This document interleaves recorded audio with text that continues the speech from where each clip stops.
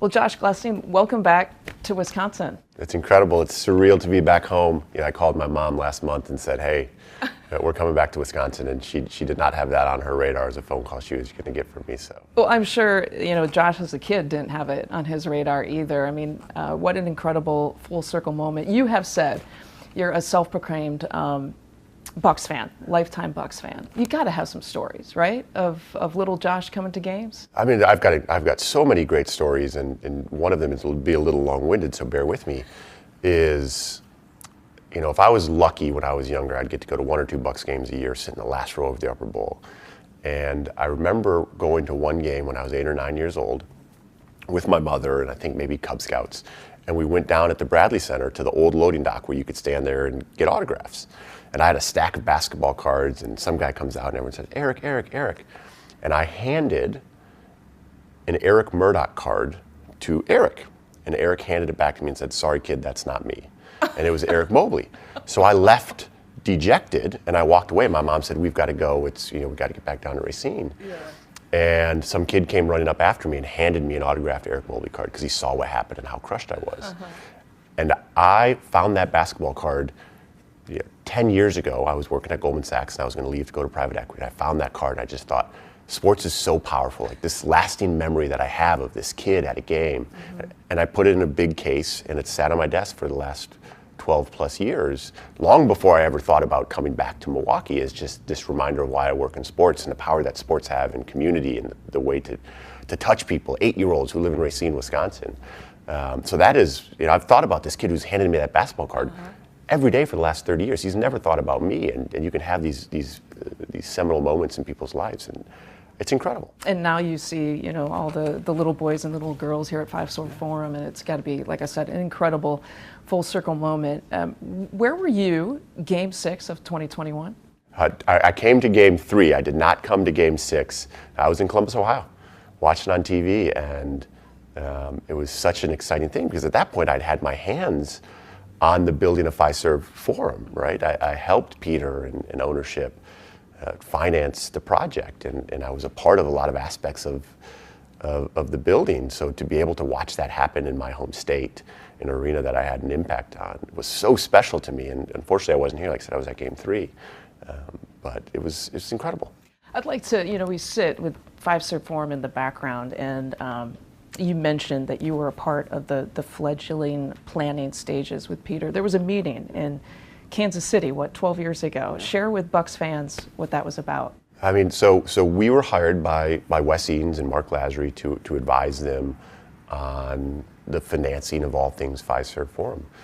And as part of that, I actually sent out the RFP just because I knew a bunch of the architects on behalf of ownership. Because I sent it out before Peter was here, because Peter came in October of 2014.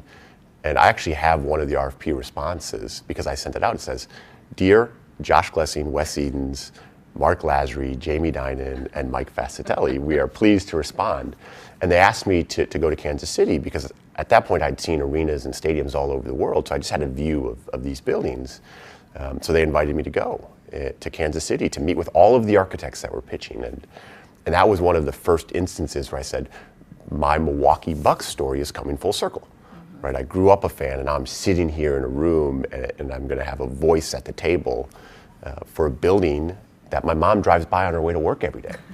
So that was really, really, cool and special, and that's what we have here today, a incredible building designed by Populous, and I was in the room, and that was special. You have a unique experience where this transitional period, you get to learn from Peter Feigin on a day-to-day basis. I mean, paint a picture of what does that look like between the two of you during this time?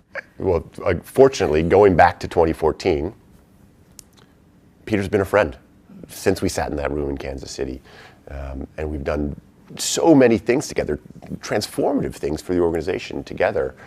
And there have been a lot of people over the course of the past week who have said, Josh, you've got really big shoes to fill. And my view is, I can't fill Peter Feigin's shoes. I don't think my job is to fill Peter Feigin's shoes. My job is to build on the legacy that he has cemented in place in Milwaukee. And fortunately, with our friendship, and fortunately with just the person and the character that Peter is, we're 9 days in. Yeah. But it's been pretty smooth so far. Only 9 days, that's amazing. You know, and this place, like as we talked about, didn't exist. You walk around in 2026. What are your takeaways here of Deer District and Fiserv Forum and where it can go in the future? Yeah, I'll say this, when Peter took over in 2014, the Bucks had a long way to go. They had a lot to do. They had to transform the brand. They had to build a new building. They had to put a competitive product on the court. I step in with a lot of those things on really, really solid footing, most of those things on really solid footings. So when I think about where we are and where we need to go, it's continue to grow on that. It's continue to build on what's in place. The infrastructure is there. John Horst is a pro's pro on the basketball side, and he and the entire organization are dedicated to continuing to put a competitive product on the court. But the stability is so important. So now it's just where can we go from here? Where can we grow from here? How can we continue to use this brand on a global platform to shine a light on the city of Milwaukee? You've been an executive member of the Haslam Sports Group, but most recently the president of business operations with the Columbus Crew. It's that aspect of your background I'm most curious about. With the Crew, you were part of hosting an all-star game in 2024. You've been a part of championships. You've been a part of several revenue successes. How does that experience help you with this? Yeah, I'll say the Columbus Crew organization is much in the same way as the Bucks right now. It is turning something that at one point people talked about relocating to a different market into an organization that is the North Star for a lot of the other organizations in the league. You know, how can we do what they have done? How can we turn our organization around the way that the Milwaukee Bucks or the Columbus Crew did? And they're both very much in this place of where can we go from here? And a lot of people want to put the Milwaukee Bucks into a sports silo and say, this is a sports story. The reality is it can be an economic impact story. It can be a growth story. The concerts that come here that have economic impact otherwise don't come here, but for Fiserv Forum. So we have to capitalize on that. We've got to grow that. We have to engage in the community. We have to engage with our fans, and we have to ensure that we're giving back to both of them.